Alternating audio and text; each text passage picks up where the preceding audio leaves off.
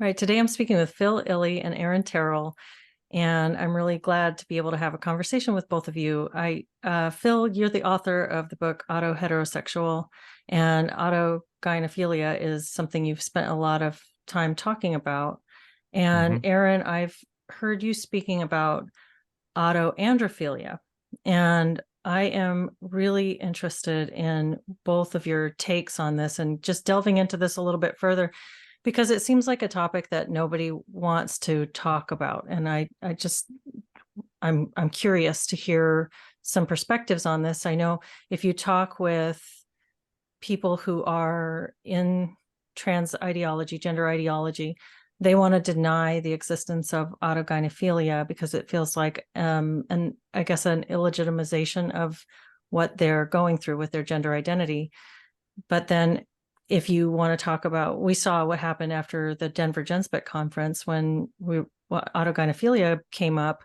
So many people in the gender critical side of things were really upset by this and didn't want to have a conversation around this and see autogynephiles as automatically predators. And so I just feel like there's a lot more to uncover and discuss and sort of look into. And I'm sure people are probably familiar with both of you. I've had conversations with both of you on this channel, so they've probably seen you, but perhaps do you want to maybe do a brief introduction of yourself and your work first? And maybe we'll start with Phil.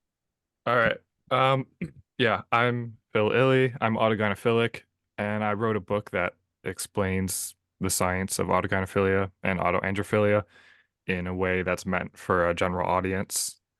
And because it bothers me that people are getting irreversible medical procedures done without even having a name for the genesis of their gender feelings. Like there's just too much ignorance on both the clinician side and on the patient side, and I'm trying to improve that by making the autosexual dysphoria and trans identity more widely understood.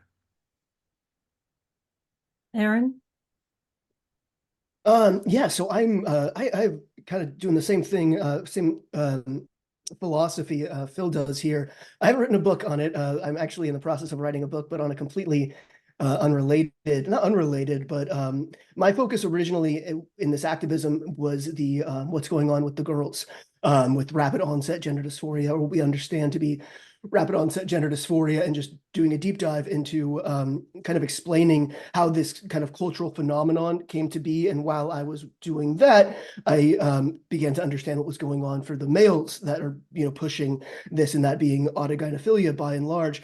And so I started, researching that, getting an understanding of that. And then I also, in terms of along the way of doing that, encountering Phil's work, reading his book, and realizing that, wow, this is actually explains some, certainly not the majority, but some of the females getting swept up in this as well. I believe that I am autoandrophilic. I believe that the source of my gender dysphoria was an inability to differentiate between what I externally valued and what I myself should embody. And so kind of when I realized that, I just began to kind of put the pieces together and see that behavior in a lot of other female dysphoria. When you look at it, it's presented as a very sexual thing in males, and therefore paraphilic or fetishistic. And I think I realized the same kind of things are happening in females, just not, it's not fetishistic, and it's not going to seem as sexually fueled as in males. Anyway, that's kind of how I got into the whole autosexual portion of this. But yeah, for years prior to kind of unpacking that, my focus was on the cultural phenomenon that's impacting so many females, and kind of creating what I believe to be the greatest medical scandal in human history. The autosexuality was just kind of a sidestep along that way. Well, what do you both think is important to understand about I guess autogynephilia, autosexuality, autoandrophilia? Is it a paraphilia? Is it a fetish? Is it an orientation? Is it something that people, is it a form of maybe loneliness and self-satisfaction, like self-satisfying through porn use? I mean, how is this induced in a person to where they orient towards themselves as other rather than towards other as other? Or, and am I off base with this? What could you just kind of introduce this idea? What needs to be understood? Um, so Blanchard coined the concept of erotic target location error to refer to an aspect of sexual orientation that's about having difficulty properly locating um, erotic targets in the environment. And he proposed that this sort of erotic target mislearning could end up with a person's orientation directed inward towards themselves, making them attracted to being whatever it is they would otherwise love. And that results in erotic target identity inversion is the term he coined for the sort of trans identity and dysphoria that arises from this internalized sexual attraction. And yeah, I think it's something that just arises in people as a biological phenomenon, and it'll manifest differently depending on the culture they're born into and their beliefs and their life experiences and just basically the environment they're in. But that I think it arises intergenerationally. And so I tend to lean towards understanding this not as the trans phenomenon, not as like a social phenomenon, but as an outgrowth of millions of people having these sort of strong gender feelings internally, and then that has manifested in like a cultural movement and say sort of like a sort of gender religion that they've created to try to understand each other's experiences. So when you say intergenerationally, do you think that there's a familial link here? Like this is something that people can have a predisposition towards, and their parents were more likely to have some sort of a similar predisposition?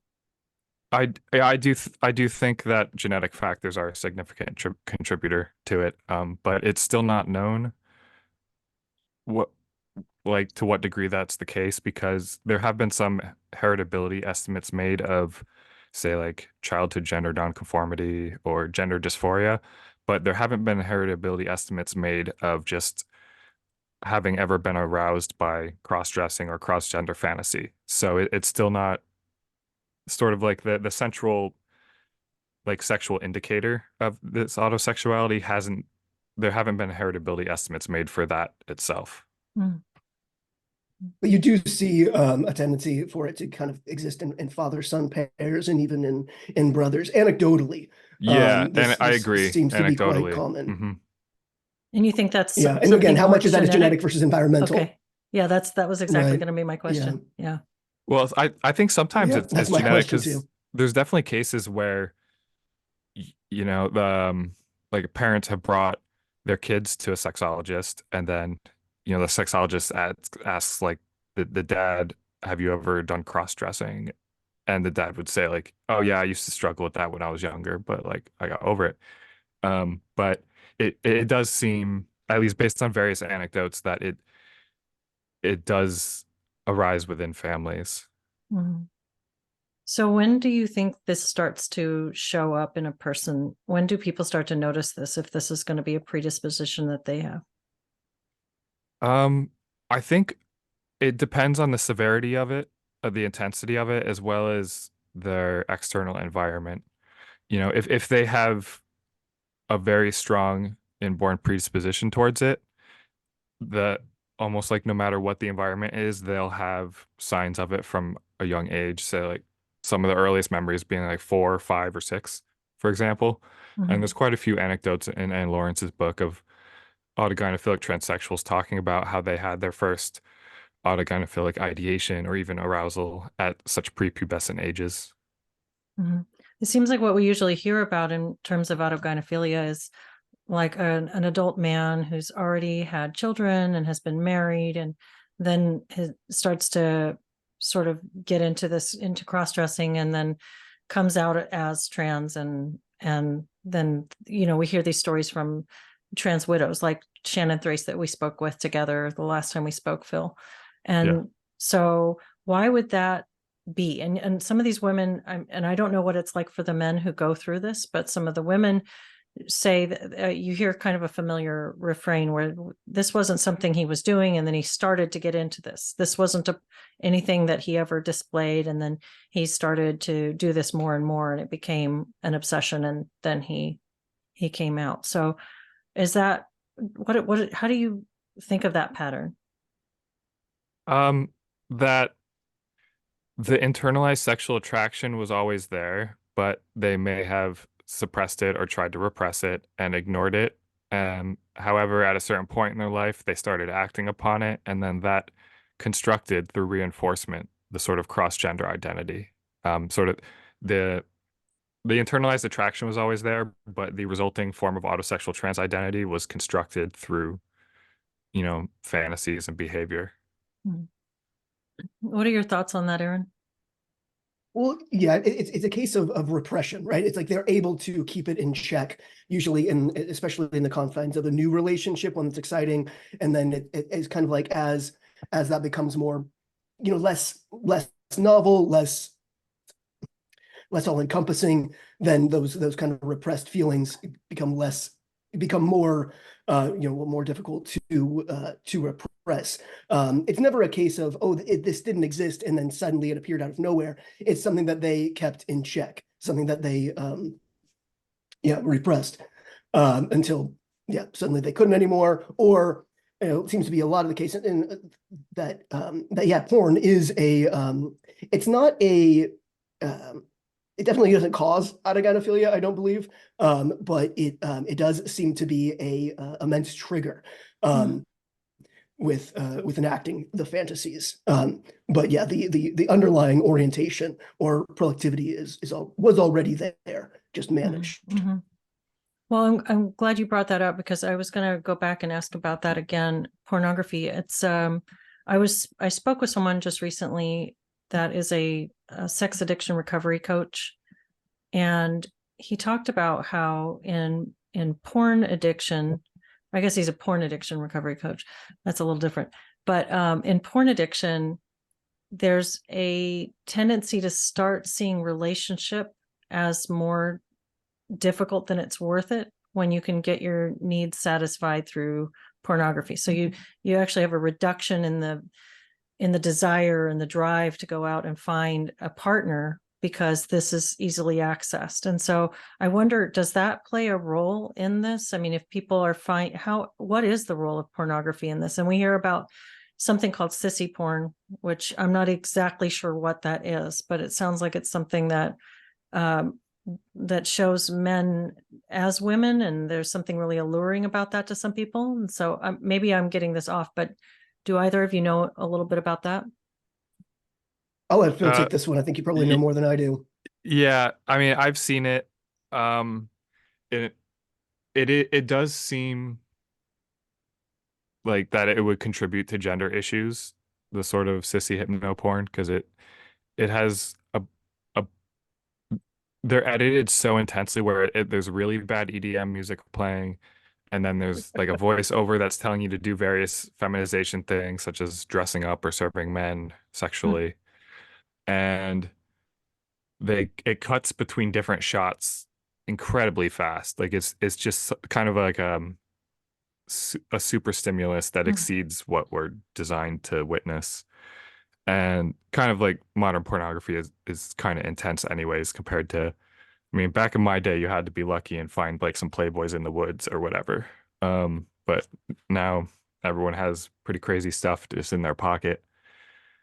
Yeah, Sissy Hypno does exist, and it seems to contribute towards the development of the wish to transition or gender dysphoria. I think it's more like a symptom of a larger problem, and that is kind of what you are getting at. I think Leslie is a kind of a pulling away of the sexes, of peers from each other, and this kind of I think the Sissy Hypno thing is an extension of another phenomenon called transmaxing, which is essentially young men, boys who are well, to use the pejorative, incels, and had difficulty forming relationships with girls, And I think it's kind of like a case of becoming your own girlfriend sort of allure. It kind of solves that problem in-house. I think of autogynephilia as kind of a spectrum. So the kinds of the cases that Blanchard was reporting on in the 80s, these would have been men who had autogynephilia to an extreme degree, and were unable to, they obviously tried to have normal heterosexual relationships with women, but for the autogynephilia to be that strong as to seek medicalization, prior this normalization trend, or now glorification is where we're at now, but let's say prior to normalization, it would have had to be a very, very strong internal driver. But what we're seeing now is a complete reversal of that, whereas being trans is glorified. And so you could either be a vilified, creepy incel boy with no prospects whatsoever, or you could be this beautiful trans lesbian. So there is, so even if you just have autogynephilia to a smidgen that could in any other circumstance be completely, compartmentalized, and they could focus on actual women and developing relationships and families, etc. Now the incentive is to cultivate that autogynephilic spark, as small as it may be, just because there is a social reward. Yeah, I would agree with what Aaron said, that yeah, in the modern environment with the social rewards and with the availability of pornography, that it is more likely that someone who has autogynephilia to some degree, that it would sort of spark and grow into something bigger more often in contemporary society. So we tend to think about with individuals that have gender dysphoria, we tend to think about like the homosexual trans person. So the person who really identifies closely with, say, as a boy who identifies really closely with his femininity and always has from the time he was really small. But this is something different. This is a different category. It sounds like this is not being effeminate, but rather falling in love with the feminine in the self.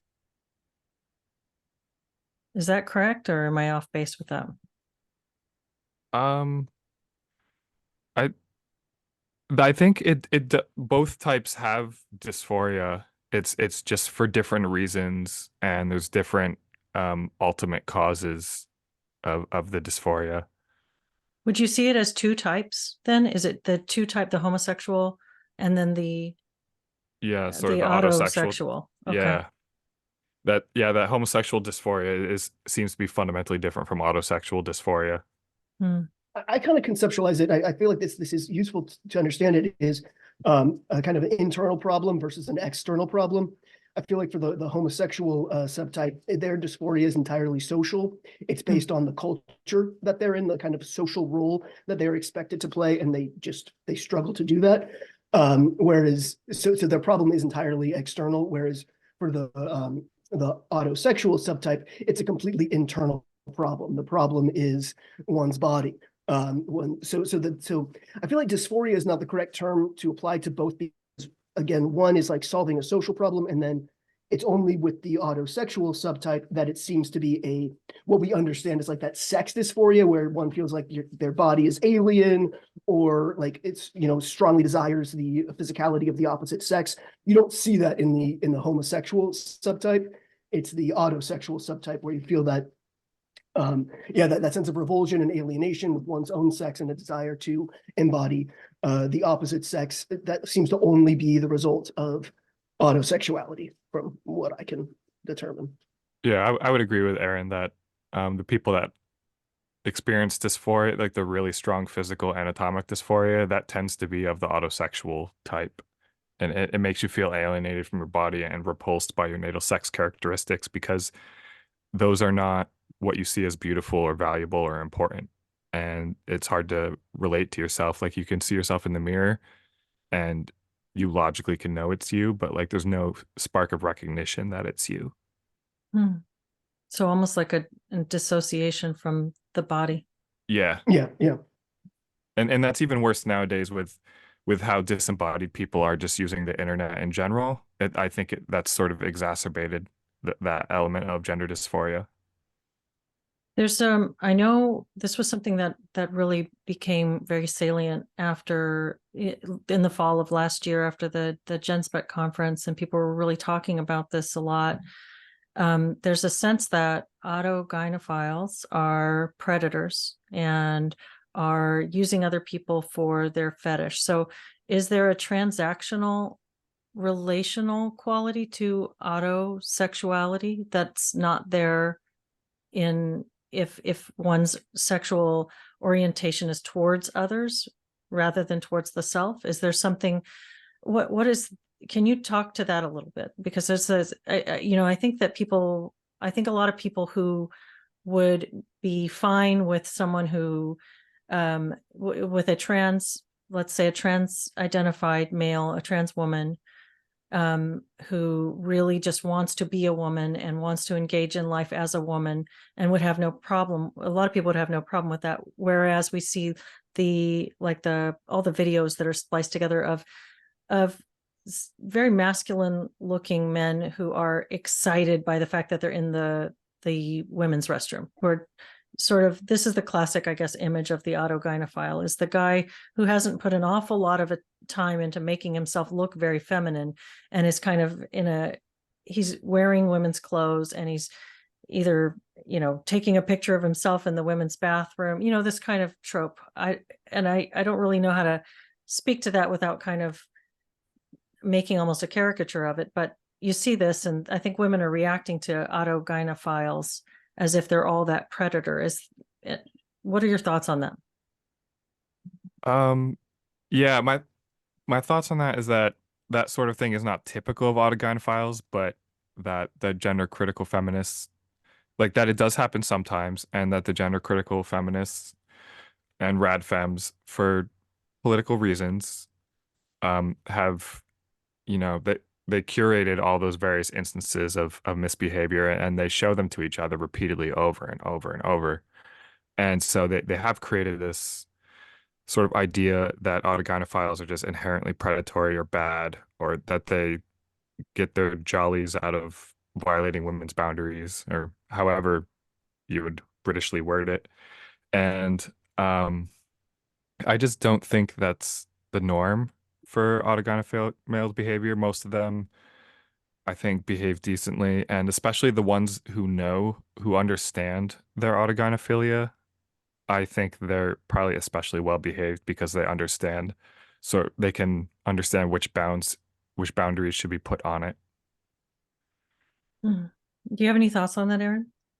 Yeah, I do agree. I agree entirely with Phil. I think because of those instances, and yeah, they are unfortunately not at all few. These men are not difficult to find, but because this is what has been presented as, this is what autogynephilia is. It is transgressing boundaries. It is, predatory in nature.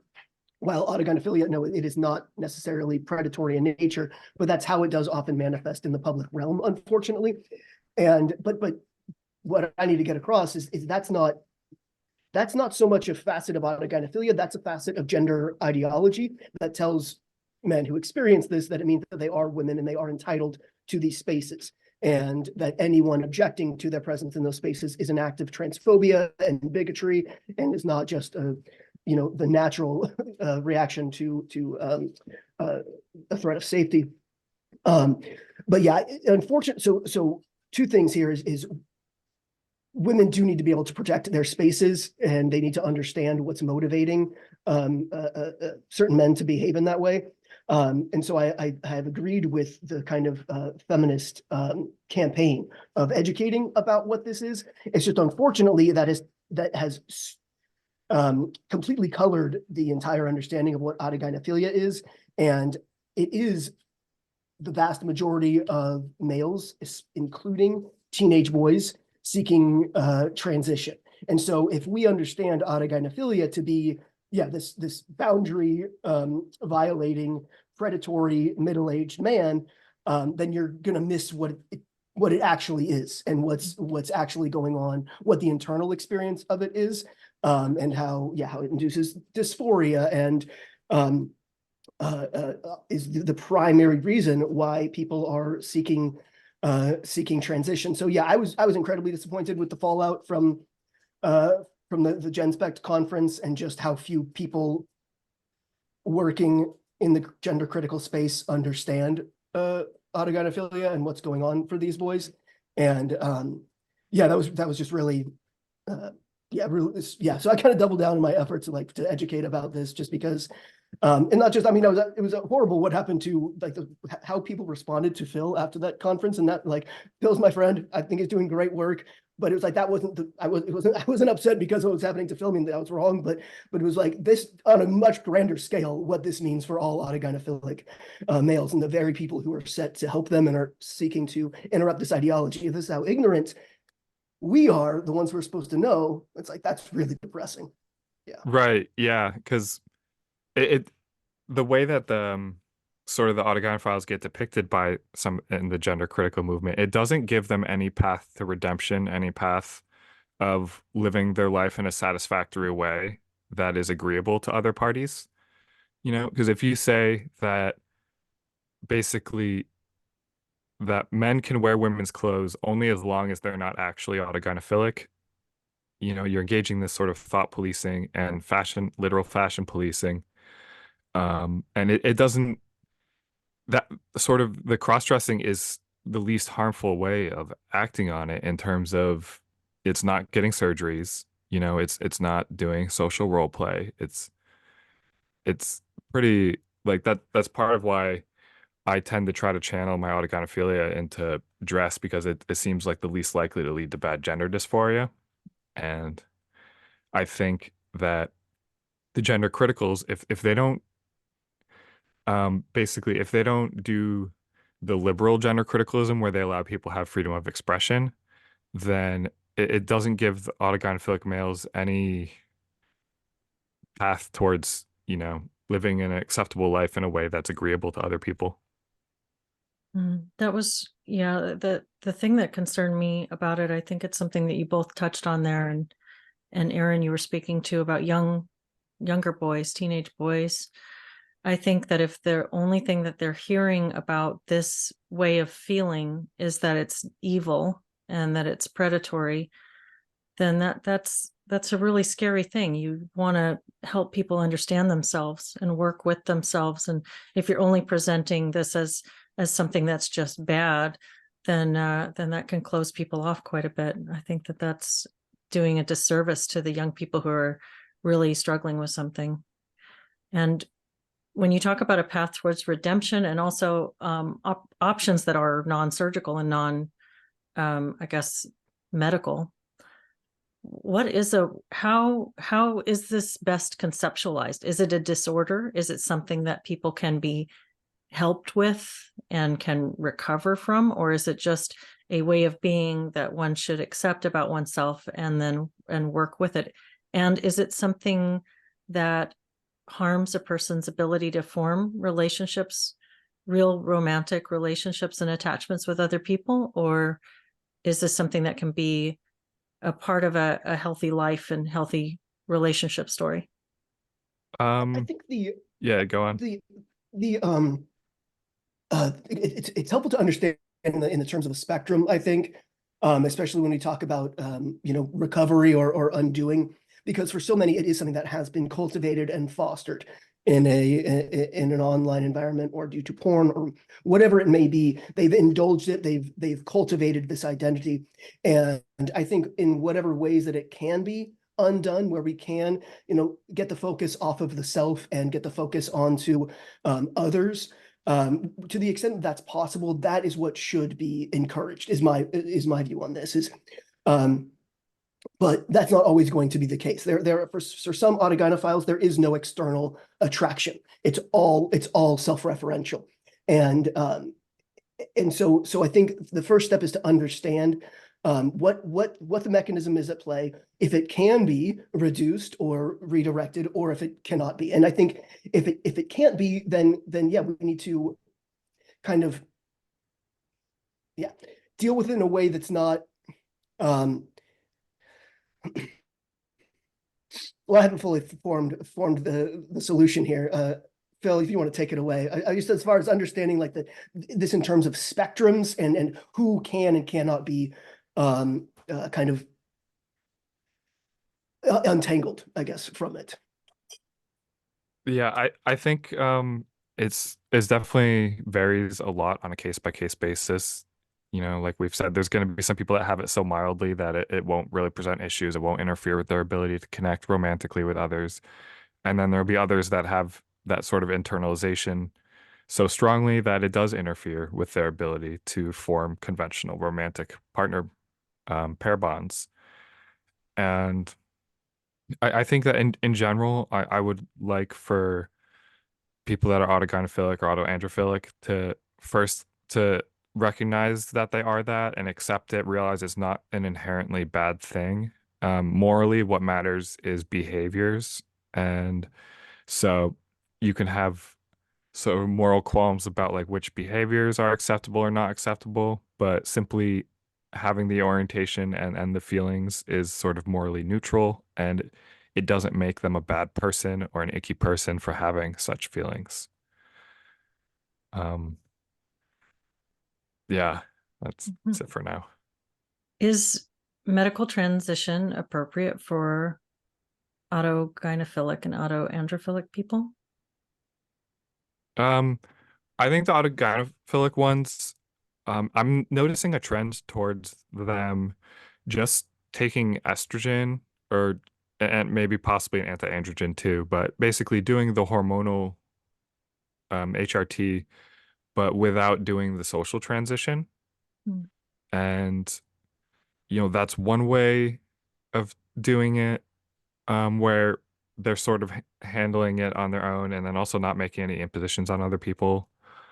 Um, it's hard for me to see an ethical issue with that one, you know, if it's adults choosing to take hormones and then, you know, conducting themselves appropriately, that seems fine to me. Um,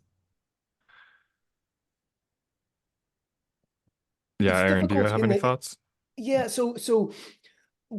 I think really medical transition is probably only is kind of only ethical or only reasonable in the event of autoandrophilia or autogynephilia, just because that is, as far as, again, I've been researching this for years, and that seems to be the sole source of sex dysmorphia, that feeling of alienation and revulsion with one's body. And so it seems like the only instance in which sex trait modification would be ethical is because, yeah, these feelings, you know, they can be kind of compartmentalized where possible, but it's not going to go away necessarily, depending on the severity. And yeah, what Phil was saying, it's more difficult. So I do like that trend of, yeah, dealing with it or kind of medicalizing in such a way that it relieves one's body dysmorphia, but doesn't infringe on others socially. That's more difficult in the female to male transition realm, Right, yeah. just because, yeah, primarily when we're talking about you know, like ethical concerns about transition, it's males infringing on female spaces because they're typically sex segregated for women's sense of safety and privacy. So if an autoandrophile is medicalizing, so like for somebody to look like me to going into the women's bathrooms, that's kind of where the ethical concern would be, more than me going into the men's bathroom, just because I'm causing a concern to the women in that space, not to the men in that space. But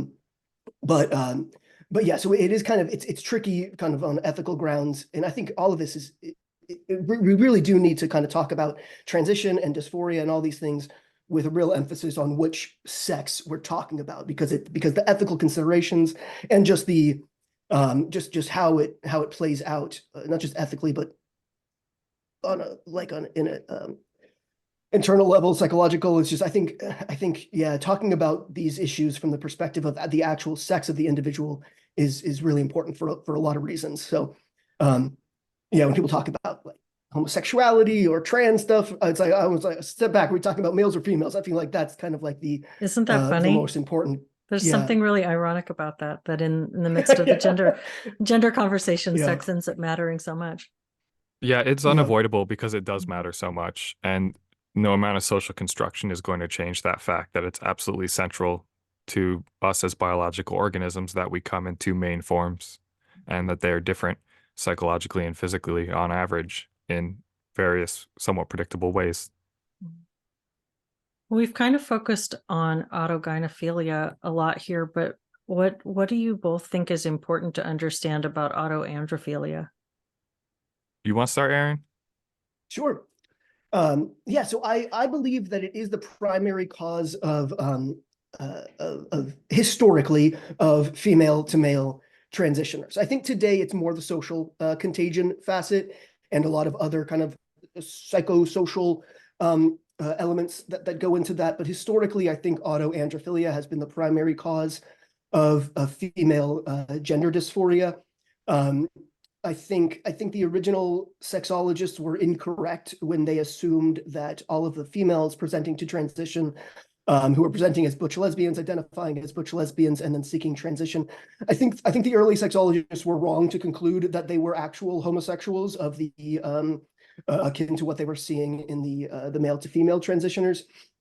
I think for so many, the butch lesbian identification actually was their solution to gender dysphoria. It allowed them to occupy kind of a male space socially, and that was the only cultural lens through which they could manifest or understand their masculine self-identity. And then once transition was widely available, starting primarily in the 90s and early 2000s, and all of these former lesbians started transitioning, and so many of them started dating men as a result of introducing male levels of sex drive via testosterone.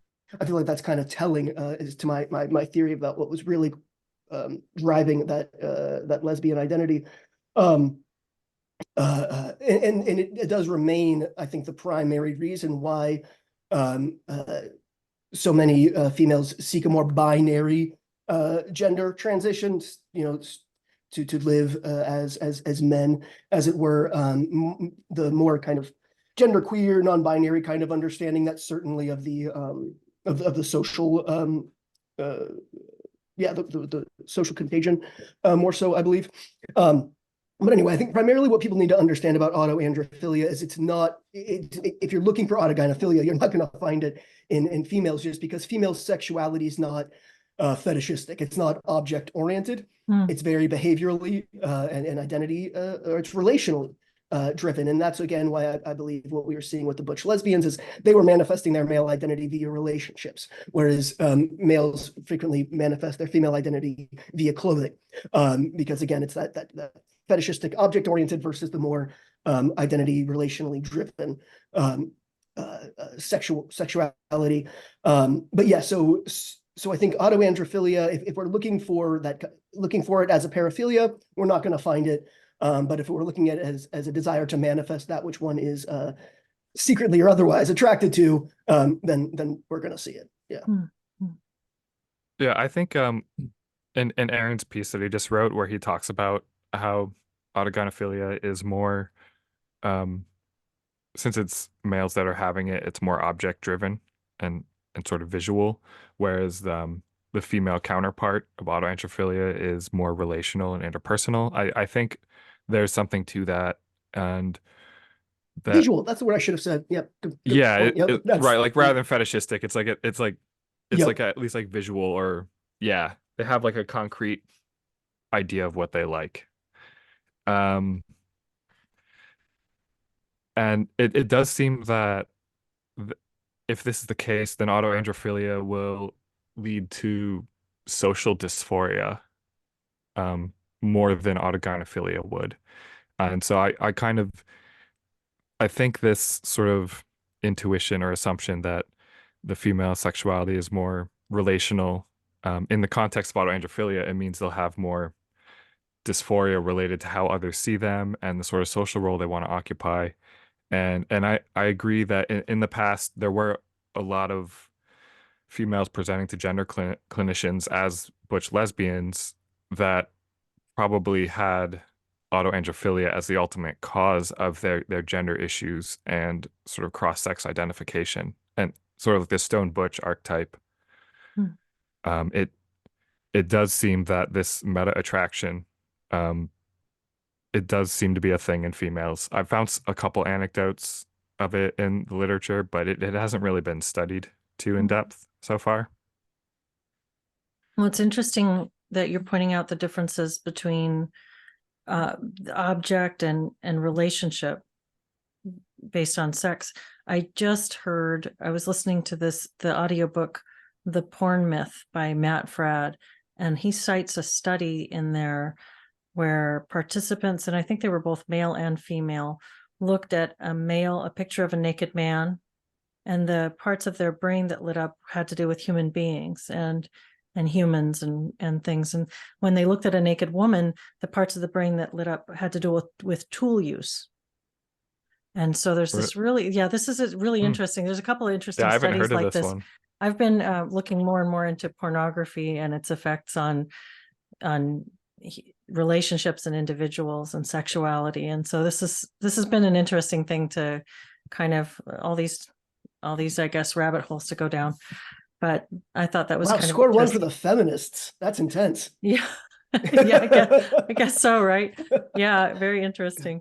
Well, how prevalent do you think autoandrophilia is among women? How often are women on this? Is it a spectrum and all women are on this spectrum? And how is it something that peaks in earlier life? Because I mean, I'm just thinking about myself and actually thinking about my daughter too. And I can remember maybe as a teenager, she seemed to have she was never masculine really, but she kind of had this swagger to her where and I was just looking over old pictures of from my childhood, from my teenage years, and so many of my girlfriends went through kind of we're tough kind of phase where we wore really baggy clothes and we kind of walked around with a bit of a chip on our shoulder, like we were, I don't know, playing up something more masculine about ourselves. And it kind of gave me pause because that was the early 90s, that's a long time ago. And all these girls today who are kind of playing with being masculine and having masculine characteristics, it sort of put that in perspective in a way, like, oh yeah, we played with that too. We just didn't have the language for it that we hear right now among girls. So how prevalent do you think this is? I in my book, I estimate that's roughly half as common as male autogynephilia. It's hard to get specific estimates because they're based on various studies have asked various samples of people questions about their sexuality, and the percent of them that endorse various measures varies from study to study. You'll find one study will have like 5% of the females saying that it'd be arousing to fantasize about being a guy. Other studies will find like 1%. It really seems to vary, but it seems roughly as common as homosexuality. And in terms of autoandrophilia intense enough to cause gender issues, I would guess that probably like 1% of females have that, maybe a little less than 1%. What do you think, I don't Aaron? know about percentages. It's I really can't say. It's interesting what you're talking about with the kind of the teenage swagger. I'm wondering how much of that was kind of like in the early 90s where kind of it was cool to be kind of like a kind of, badass or kind of a tomboy, I imagine, in that. So much of this, and this is going to be more so the case, I think, with the girls than with the boys, is again the kind of the cultural context, the cultural setting that one's in. Whereas I think boys are going to be less influenced by culture. Something that already exists is then nurtured, like we're seeing, like I was talking about in the beginning here, about maybe a boy who has, a tiny bit of the spark is going to be nurtured given the climate that says it's so beautiful and amazing to be a trans woman and so awful to be a straight boy. So in that climate, yes, it could encourage someone to cultivate something that's already there, but not conjure it, I don't think, from nowhere. But yeah, it's so much more complicated, I think, with females, just because, yeah, culture and identity, it just those impact us so dramatically relative to boys. So it's very difficult to say, I think. Yeah, like that. I would say the females are a little less predictable with their identity development, and also it seems that transsexualism is a little more dangerous in females too, in the sense that it can lead to the atrophy of internal organs, which can present, a dangerous health risk. And whereas males don't have that same sort of thing, where if they go on cross-sex hormones, that some of their internal organs will atrophy and possibly lead to infection or sepsis. Like that doesn't seem to happen in males because their bits are on the outside. So Well, yeah, I mean, just barring yeah, SRS, everything about female transition is much more irreversible and intense than anything that the males typically embark exactly. upon. Yeah. Yeah. So like I would think that in terms of like the way the clinicians could change their behavior in terms of their gatekeeping practices, I think it makes sense for them to be a little more strict with females. Um, you know, to make them wait, I don't know, make them wait a little longer, or like just to be a little hesitant in general about them because their sexuality tends to be more dynamic, and same with their identity development. Whereas I think like once you have like an autogynephilic male presenting at a gender clinic, it's yeah, I think that's probably more of a stable desire that they have to look feminine than exists in the females.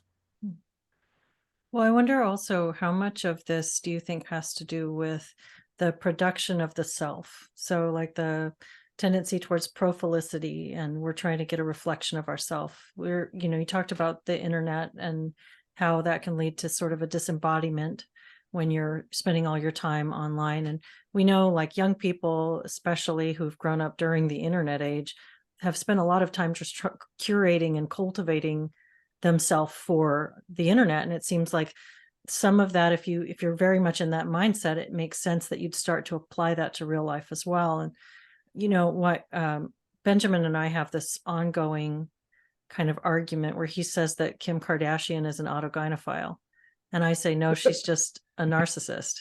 And so how she's very much, but here's this example of a woman who's very much cultivating herself in this very sexual and very feminine, like hyper, I think one of you said the word super stimulus earlier. She's kind of got that very highly produced sort of thing. And I would say, well, if that's in an individual and they're cultivating themselves as such, that I wouldn't give it that special label. He would.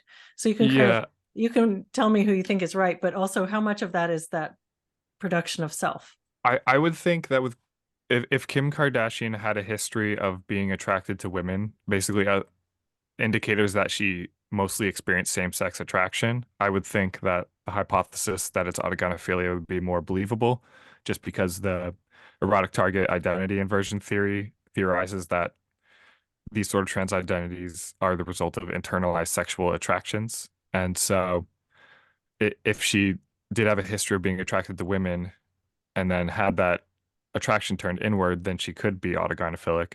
However, I suspect that whatever she has um seems like not autogynephilia, and it's something else. Well, I'll quibble with that just like I do with Benjamin. And Yeah. I say, well, if she's already a woman, then love of self as a woman is redundant. So it's just love of self. So then you're an autophile. And then are you not just a narcissist? And so correct me, please. I don't mean to be insulting. I just I wanted to see what you think about this.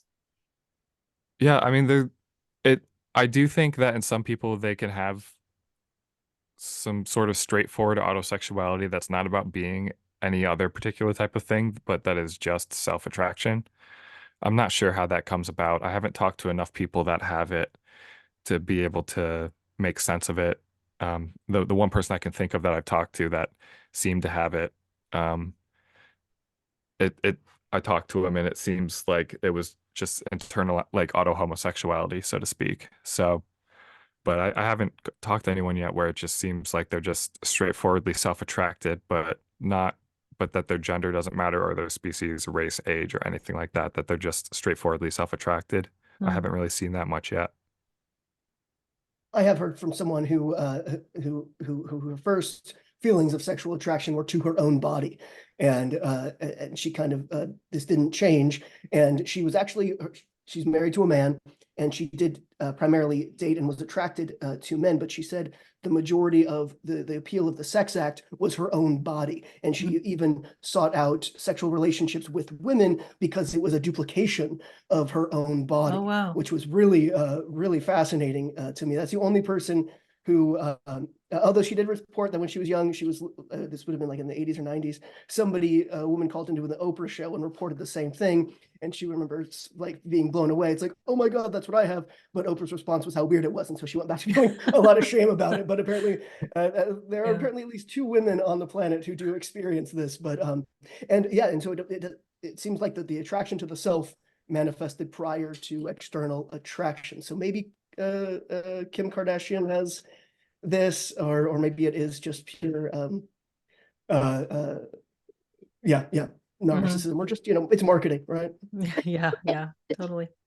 Well, and Phil, earlier you said something about a path to redemption. So what does that look like? How do we help people who are feeling like this? And is there a need to help people? What I try to focus on is just getting the information out there that can help them start to be able to understand sort of their internal feelings and where they're coming from. And I think there's a need for this because it's so high stakes, the prospect of gender transition. It'll alter, whether or not you reproduce. You could have medical complications. It definitely causes some tension in the social fabric, when people start out socially heterosexual and then transition and then become like socially homosexual in a way. It's kind of disruptive. But I think that it would just really help if autogynephilia and autoandrophilia was more widely understood and it wasn't seen as this like bizarre, super weird thing. I mean, because it's really just heterosexuality directed inward. So it's still fundamentally heterosexuality. So it's not that strange in the scheme of things. I've learned about a lot of different sexual interests as part of learning about sexology. And yeah, basically autoheterosexuality is really not that weird compared to what's out there. And yeah, I just want people that I think it would help if the people that had this orientation understood why they felt that way so that they could figure out ideas for reducing their own suffering or help them figure out whether they should or should not transition. Um, I yeah, that's my plan for helping out. I don't know exactly what the path to redemption looks like for sort of like which sort of um outlets or ways of expressing autogynephilia, autoandrophilia will be deemed acceptable by society. Like, I don't know exactly what those limits will end up being decided upon. But as far as I can tell, morally, if you're just doing things, say, if you're doing medicalization that you pay for yourself as an adult, I can't see a good moral argument against people being able to do that, if because I tend to believe in libertarian principles for adults in terms of free expression. With regards to the kids, obviously that's much more fraught. I don't still kind of agnostic about whether there's any etiologies of transgender adolescents that would be um, like that. Whether we talked about how males and females are different, and also I often talk about how homosexuals and autosexuals are different, and I think it the clinicians right now are just they're seeing this one thing called trans, but they're not splitting it up by sex and by ideology into 4 separate groups. At least 4 separate groups. If you want to account for rapid onset gender dysphoria, then you have 5 or 6 more other groups, or 5 or 6 groups total. I would really like to see these sexualities destigmatized so that they could be talked about coolly, rationally, logically, and also yeah, just that clinicians would be able to be informed enough to start being able to do their job again. Because right now, the trans movement has kind of made it so clinicians can't do the gatekeeping role they traditionally had. Yeah, Aaron, do you have any thoughts on that? No, I concur with all of that. Yeah, entirely agree. Yeah, it seems like it's hard to understand if you refuse to understand certain perspectives. You kind of need to be able to discuss all of it if you want to understand what's going on. And do you think that we should expect to see a cooling of this now with the newer developments on the gender front, or should we expect to see more and more of this? I think it's going to ramp up in intensity. Um, as people fight, say like on the gender critical side, that people are generally fighting to curtail transsexualism. Definitely for children and also for adults, there's moves to curtail that as well. But the transsexuals are highly organized and very effective at working in groups, and they're not gonna just let that happen easily. So it's going to be a very ugly conflict, and it's going to escalate. I think once autogynephilia, autoandrophilia, those things start becoming part of mainstream discourse that can get mentioned in, say, like New York Times or Washington Post, bigger papers like that. I think it'll escalate to a next level of intensity in the sort of transgender discourse. And I'm hoping that after that finally gets resolved, it'll start being able to cool off, because at that point you're starting to deal with scientifically valid constructs. And so you can start, you know, thinking about what is objectively true, what is not objectively true, things like that. And I'm hoping that through that process of liberal knowledge spreading, that it'll depoliticize it to some extent, because in the absence of scientific knowledge, it's just a bunch of people having their strongly held opinions and fighting about it, but there's no path to resolution, no objective thing that they can agree upon. We did spend quite a bit of time on why the gender criticals don't like the idea of autogynephilia, but why don't the trans activists, why are they so resistant to these ideas about autogynephilia, autoandrophilia? Because it So delegitimizes their original premise that it's their gender identity, and that so if you say that actually these feelings are the result of a male paraphilia or a female paraphilia or whatever. Again, I don't think the latter exists, but like because it just delegitimizes the very premise of this innate gender identity. And when you're saying it's just a variant of male heterosexuality, yeah, they definitely don't want to hear that. yeah, no, basically, I of any subcultures of trans identity, whether it's even going beyond gender, if you have trans race or trans species, etc., I've yet to encounter one of those subcultures where I propose the autosexual theory and they're glad to hear it. All of them hate it. So it's not specific to autogynephilia or gender. It seems to be that with these sort of autosexual attractions, it makes you become really attached to that part of yourself and you love it. And so when you hear this theory that says that part of yourself exists because you're not actually that thing, um, it's sort of how emotionally they hear it, and that sort of can be destabilizing to their narrative self-identity that they've constructed over time, and that sort of destabilize themselves, and it can be upsetting.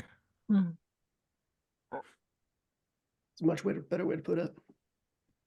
What is there anything that we haven't covered in this conversation that you think is important to say about autosexuality?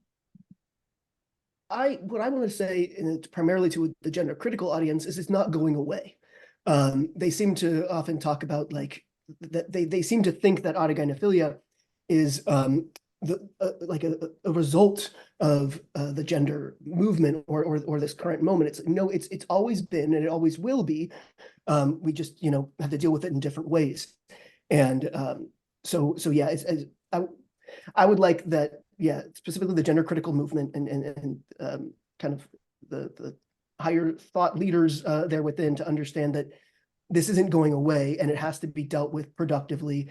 And because like we were saying before, it's like these boys are getting this message that they're dangerous perverts. It's like you were saying, Leslie, it's like, what does that do to them internally? How to hear that message? It's like, well, right now, what they're hearing is the alternative, is that they get to be that what they're hearing what gender ideology offers them, or they're hearing that they are dangerous perverts who are akin to pedophiles, and so it's like, well, right now they have an alternative message to that, so that's what they're going to choose, the gender theory message, of course.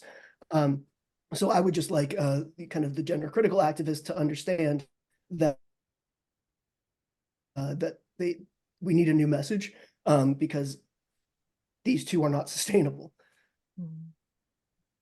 Yeah, I think Aaron makes a really good point there that people that have gender issues, they're basically being presented with these two images of what causes them. There's this sort of like autosexual explanation that the feminists sort of have made a really nasty caricature of. And it's like, are they going to want to believe the theory that tells them that they have these feelings because actually they have the brain mod like or spirit of the other sex, or are they going to listen to the theory that says that they have a weird sexuality and that they're degenerate and harmful just for even existing? You know, they're going to choose the gender identity ideology explanation, and that's why we need ways of talking about autogynephilia and autoandrophilia that don't stigmatize it and don't like raise the temperature of the discussion. Like, it's human sexuality, so some people are always going to be on edge talking about it, but I think those of us that do talk about it, if we just try to keep it chill, um it'll help a lot. Do you both find yourselves at the crosshairs for both sides? Yeah. Yeah, yeah, I mean, I don't even have a side, kind of, you know. I mean, broadly, since I dissent from like the gender ideology, and I think the scientific method is the best way of attaining knowledge, I will often agree with some of the more intelligent liberal thought leaders in the gender critical space. Um, but yeah, I forgot where I was going with that. I just spaced out. Not really having a side. Yeah, I just I don't really have a side, but I I will want to talk to whoever is sounding reasonable and using constructs that are scientifically valid. Basically, people that are dwelling in reality, I'll choose to talk with them. Mm. How about you, Aaron? Yeah, because I agree with Phil. If I have to choose a side, it's just the side that is truth, and the side that results in less harm to vulnerable people. And I feel like the gender criticals in a lot of ways are much more aligned with me in that front than the trans activist side, of course. Um, but yeah, especially since the fallout from Denver, from GenSpec, I realized that a lot of the direction that they're going, I feel like, is detrimental to actually solving this. And so I feel like I'm less aligned on that side. But yeah, I just don't mind getting it from both sides. I feel like, just kind of focus on what the truth is and what's going to reduce the harm. Yeah, I don't really care. Yeah, what side that affiliates me with, I guess.